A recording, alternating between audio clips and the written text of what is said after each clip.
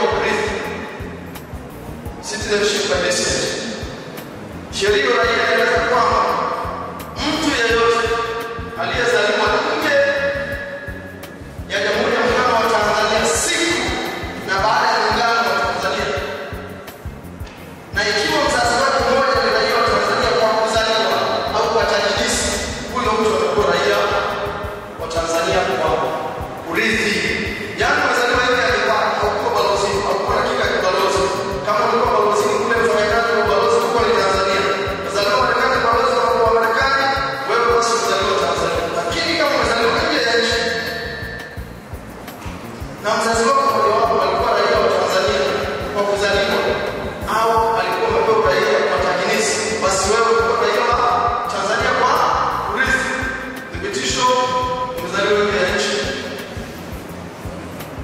Aina ya tatu ya raia ni tajinisi, citizenship by naturalization. Kitabu ya zamani ilikuwa inaeleza by registration. Tajinisi imekuwa sema kama maombi na kwa lugha fasaha ni tajinisi, naturalization. Huu ni uraia unaotolewa kwa wageni wa kazi. Wageni wa kazi baada ya kutimiza vigezo vinavyotakiwa. Yona kidogo huko mambo yalikuwa mengi kidogo. Unapoomba raia kuna njia kuu mbili, njia ndefu na njia fupi. Wataalamu wa polisi, public police maker au police makers, kuna njia ya kwenda kutoka chini kwenda juu na kutoka juu kwenda chini. Zote hizo zinapata. Naweza kuonyesha kule kwa kumaliza kuanzia chini kwenda juu. Hiyo kuanzia chini kwenda juu mapendekezo kutoka juu pia ni amri. Kwa njia ndefu na fupi. Hawa raia wanaomba raia wa Tanzania kwa njia ya tajinisi, kuna makundi mawili au matatu. Kundi la kwanza, mimi nimepata mwanamke Uganda nataka kumleta Uganda. Kuna taratibu kikanani. Nikafanya ujumla ni kwamba huyu mgeni anaomba raia wa Tanzania ama anaishi nchini kimalali. Maana yake anaishi kwa kibali ni mtu halali. Sio una passport una kibali mpaka muda wa maombi raia wa Tanzania utakosa. Na hawa anaishi nchini kwa kipindi kisichopungua miaka 10. Na katika hicho kipindi cha miaka kufanya calculation ipatikane miaka 7. Na wakati anaomba raia wake kipindi hicho basi asiwe kutoka nchini miezi 12 mfululizo. Lakini kingine kikubwa, huyo mtu ana manufaa. Sio ndio unashika kurudi bwana na unaomba raia. Una manufaa, maana una mkopo, una chochote ambacho Watanzania hawana. Wewe daktari bingwa, wewe mchezaji, una chochote ambacho kiangaza nchi yetu. Wewe mtaalamu mzuri, tunaona kwa ndio nchi kama Marekani na kwa wataalamu wa mlango raia. Wewe mtaalamu kwa bingwa, daktari bingwa, wahamia kwetu. Sasa na sisi tunaenda na hela kajenga kiwanda kawekeza kwa nyama na kila. Jamhuri ya Muungano wa Tanzania.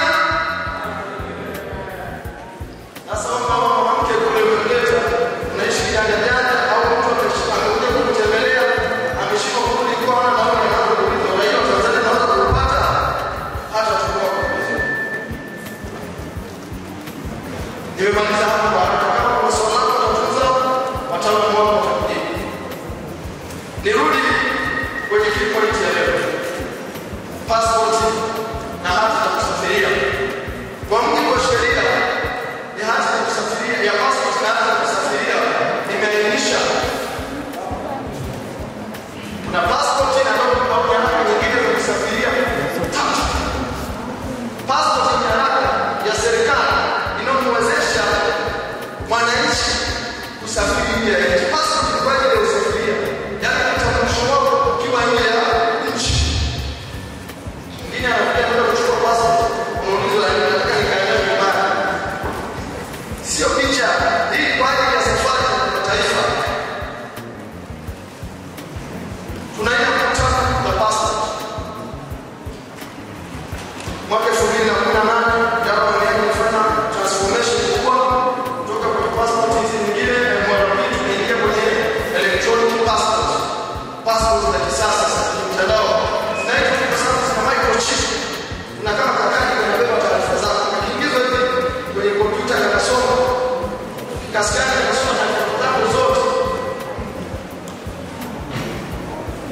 Sasa imebadilishwa, tuna ordinary passport, yani passport ya kawaida kwa kila mwananchi ambaye ni raia wa Tanzania ataipata passport hii.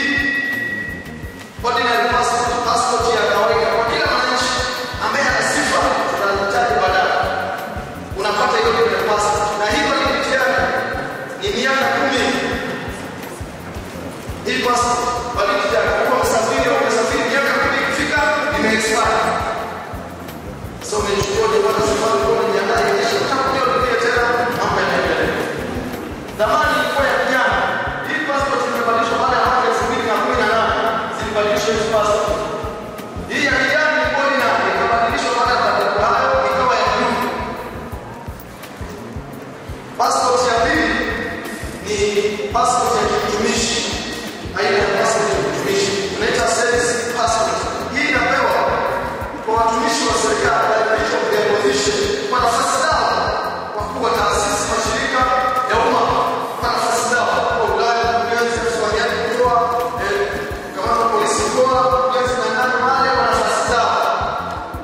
Walipia passport hiyo ya kitumishi miaka 5 kujistaafu au kama au kutumbuliwa unaikodisha. Hiyo ni nafasi yako. Naomba hiyo rangi yake hii hapa ndio service passport. Aina ya tatu ya passport ni diplomatic passport. Passport ya diplomasia. Kwa mujibu wa sheria ya passport na hati ya kusafiria, hii diplomatic passport inatolewa kwa viongozi wakuu, hasa kwenye zile organ tatu za serikali: executive, judicial na legislature. Wale top leaders wanapata hii diplomasia kwenye hadhi ya sheria ya nchi. Kwa watu gani watapewa hii? Rais, makamu wa rais, labda waziri mkuu, mawaziri, makatibu na kadhalika.